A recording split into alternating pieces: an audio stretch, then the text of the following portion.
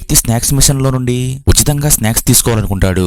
అందుకని ఇతడు ఎవరూ లేని టైం చూసి ఆ స్నాక్స్ మిషన్ లోకి చేయి పెట్టి అందులో ఉన్న బిస్కెట్ ప్యాకెట్ ను అతి కష్టం మీద బయటికి తీసేస్తాడు.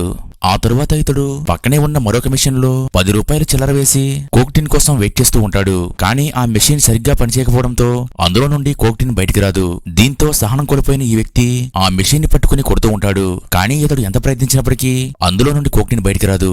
అప్పుడు ఇతడు మళ్లీ తన ట్రిక్ ప్రయోగిద్దామని మళ్లీ ఆ మెషిన్ లోకి తన చేతిని పెట్టి కోక్ టిన్ కోసం వెతుకుతూ ఉంటాడు. అయితే ఇతడికి కోక్ టిన్ దొరక్కపోగా ఇతడి చెయ్యి ఆ మెషిన్ లో ఇరుక్కుపోతుంది. అప్పుడు ఇతడు ఎంత ప్రయత్నించినా సరే ఇతడి చెయ్యి మాత్రం బయటికి రాదు. అలా 2 గంటలు గడిచినప్పటికీ ఇతడి దగ్గరకు ఎవరూ రారు. చివరిగా ఇతడి పక్కకు ఫ్లోర్ క్లీన్ చేస్తూ ఒక వ్యక్తి వస్తాడు. అప్పుడు ఇతడు పిలుస్తూ ఉండగా అతడి చెవిలో హెడ్ ఫోన్స్ ఉండడం వల్ల ఇతని పట్టించుకోకుండా వెళ్ళిపోతాడు. ఆ తరువాత అర్ధరాత్రి 12 అయ్యేసరికి ఆ షాపింగ్ మాల్ క్లోజ్ చేస్తారు. ఇక చేసేదేమీ లేక ఈ వ్యక్తి అలానే కూర్చుని ఉంటాడు. ఆ తరువాత ఇతడి చెయ్యి కట్ అయ్యి బ్లడ్ వస్తూ ఉంటుంది. దీంతో కోపం మీద ఉన్న ఈ వ్యక్తి ఎలాగోలా కష్టపడి తన చేతిని బయటికి లాగేస్తాడు. దీంతో ఆ మెషిన్ ఊగుతూ అది నేరుగా ఇతడి మీద పడిపోతుంది. తర్వాత ఏమైందో చూడాలంటే వీడియో లైక్ చేసి ఛానల్ సబ్స్క్రైబ్ చేసుకోండి.